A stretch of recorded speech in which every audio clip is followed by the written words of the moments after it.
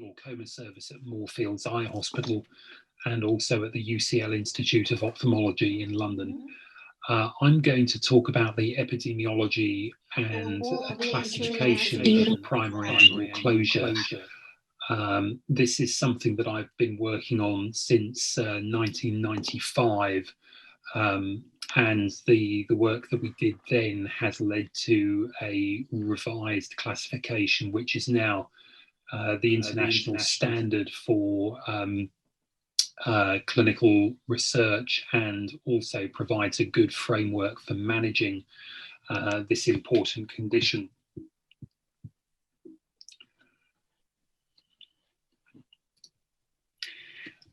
Angle closure glaucoma is often thought of as the acute symptomatic presentation of the disease, but actually it is more logical to view this as a sudden symptomatic ocular hypertension. This results from complete occlusion of the trabecular meshwork and causes symptoms of pain, redness, and blurred vision.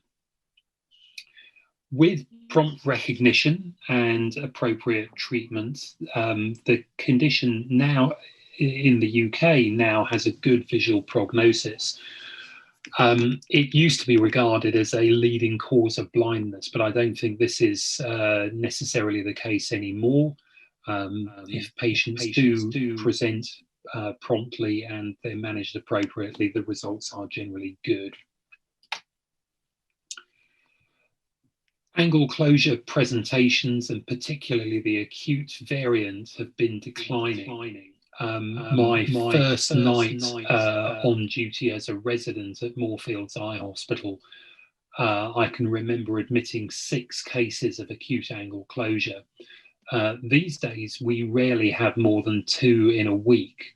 And so my personal experience mirrors what is happening in most UK hospitals. You can see here, this graph illustrates the number of presentations with angle closure disease on the black line, and you can see that this has been declining since the late 1990s. The decline has occurred at the same time as an increase in the rate of cataract surgery, or in fact, the rate of cataract surgery started increasing probably a decade, 10 years before the decline in angle closure.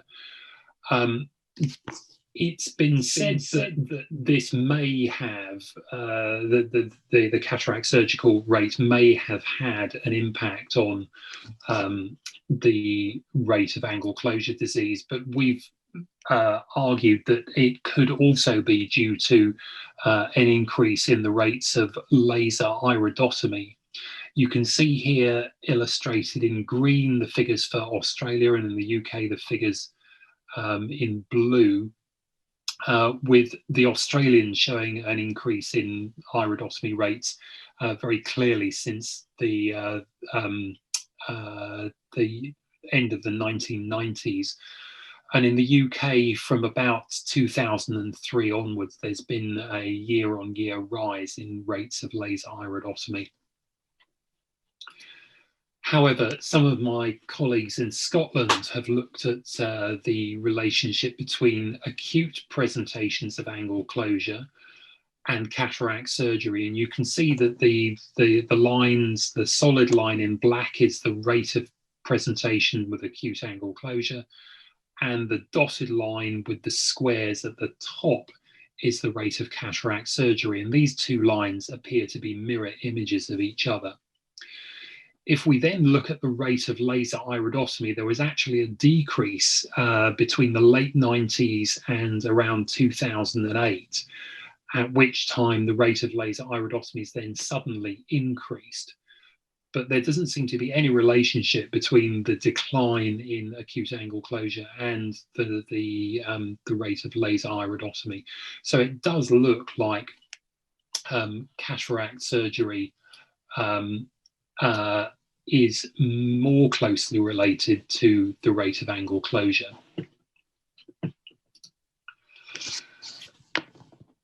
symptoms in angle closure are very strongly emphasized in textbooks. However, the same symptoms do occur in the normal population. We're very familiar with symptoms of blurring of vision, red painful eyes, nausea and vomiting, and halos as supposedly being strong identifiers of angle closure. But if you see here on this graph, the normal population who don't have angle closure report the same symptoms quite frequently. And particularly if you look at the rates of halos, it's around about 30% of people with angle closure report halos. But about 25% of the normal population also do see halos. So the symptoms that are suggested in the textbooks as a result, as being an indicator of angle closure, are not particularly specific to this disease, and therefore symptoms should not be used to identify who has angle closure. It really revolves around the physical examination.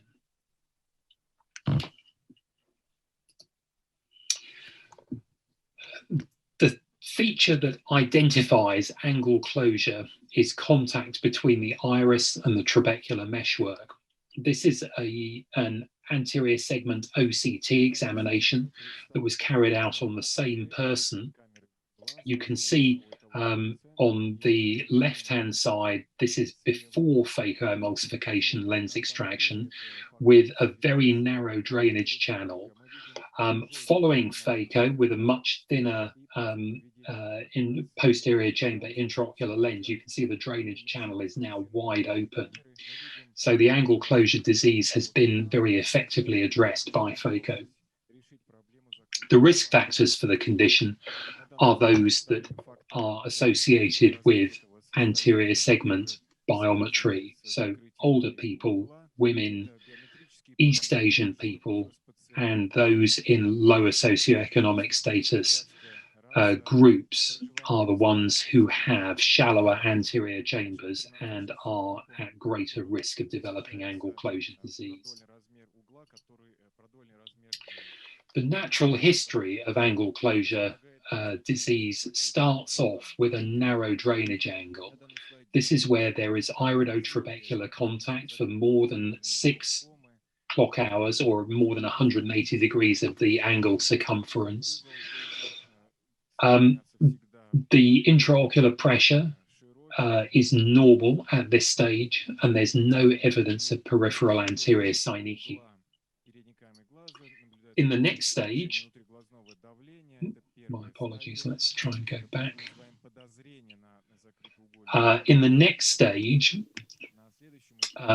which is established angle closure disease, either the intraocular pressure is elevated or there's peripheral anterior synecdoche formation. And you can see here the posterior pigmented trabecular meshwork with, in this area, the iris being adherent to the mid-trabecular meshwork with a broad band of peripheral anterior synecdoche.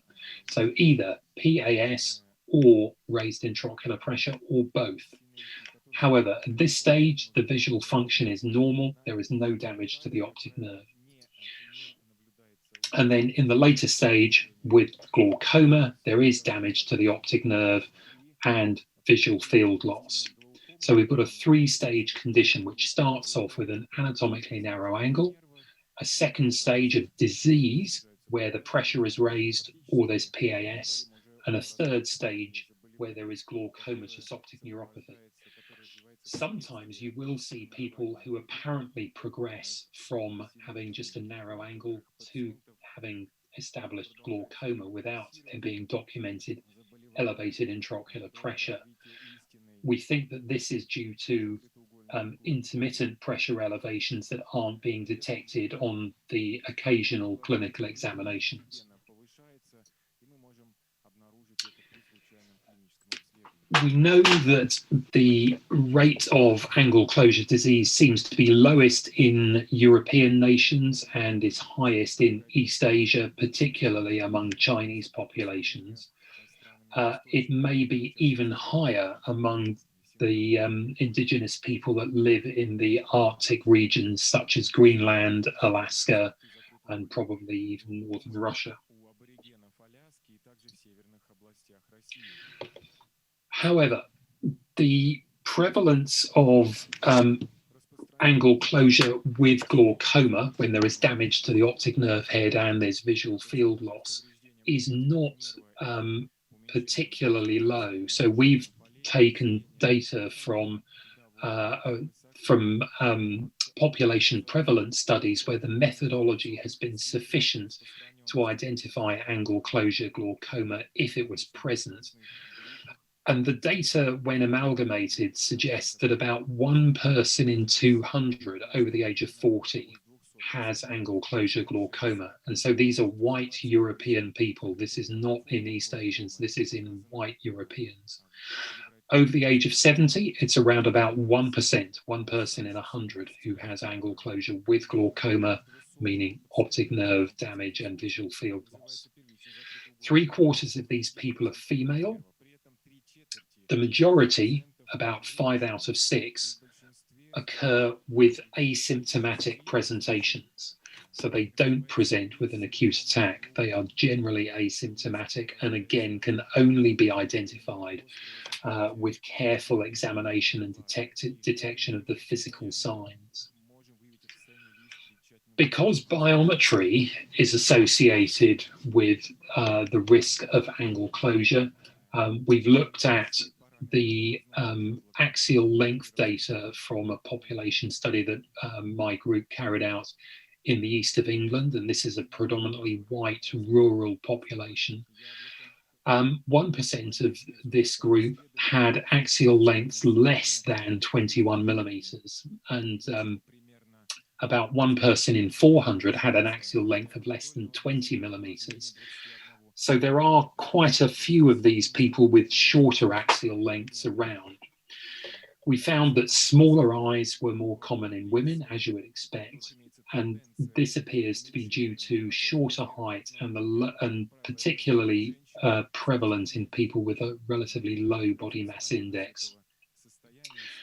Smaller eyes were more likely to be blind or have unilateral visual impairment. As I've mentioned before, angle closure disease seems to be more common in areas of social deprivation and in those of lower socioeconomic status groups. However, there are some external factors which may trigger the onset of angle closure. We're all, I'm sure, very familiar with the use of mydriatic ophthalmic medications to dilate the pupil, triggering acute angle closure. But any sympathomimetic can cause this response, recreational drugs such as cocaine. But probably the most common group that I encounter in routine clinical practice are those taking anticholinergic medications for depression or anxiety.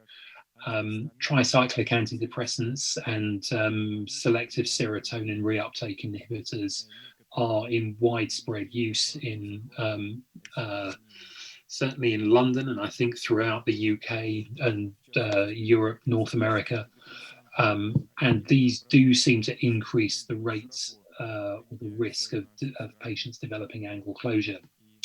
There can be idiosyncratic reactions to sulfonamide medications or topiramate, and stress and anxiety, climatic extremes, low lighting levels, and face down posture also can trigger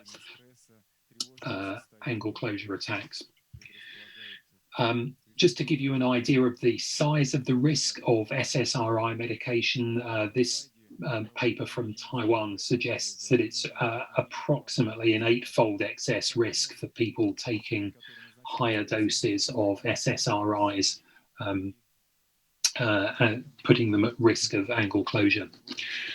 There are genetic syndromes that are linked to higher angle closure risk. Weil-Marchesani and Marfan syndrome, both attributable to fibrillin-1 mutations. Ehlers-Danlos syndrome and retinitis pigmentosa, as well as Best maculopathy, and particularly the Best maculopathy we see quite a lot of at Moorfields, because our retinal specialists have a national and international interest in this condition. And these people seem to be at risk of angle closure, which has a poor prognosis if trabeculectomy is used early on in the management pathway. So trabeculectomy is best avoided, particularly in these people with Best maculopathy. This is another piece of work from Taiwan, where they have again demonstrated the association between a diagnosis of retinitis pigmentosa and higher rates of acute angle closure. Work done on the genetic causes of angle closure, coordinated by friends in Singapore, have identified PLEC-HA7 and collagen 11A1 as sites of genetic mutations linked to an increased risk of angle closure. And there are now about 8 of these single nucleotide polymorphisms, which seem to confer an increase in risk of angle closure, and those are demonstrated here. Some of these are linked to cholinergic neuronal activity, and so it's no great surprise that they may be linked to a greater risk of angle closure if it affects the physiology of the pupil. This is an illustration from a recent publication from my group in PLOS Genetics, where we have identified a very large white UK family who had angle closure, and the cause of the disease we believe is linked to mutations in SPARTA13, which is now the first gene which appears to cause angle closure glaucoma if it contains mutations.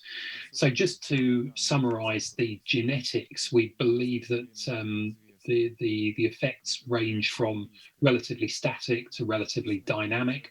Obviously, ocular biometry is something that does not change.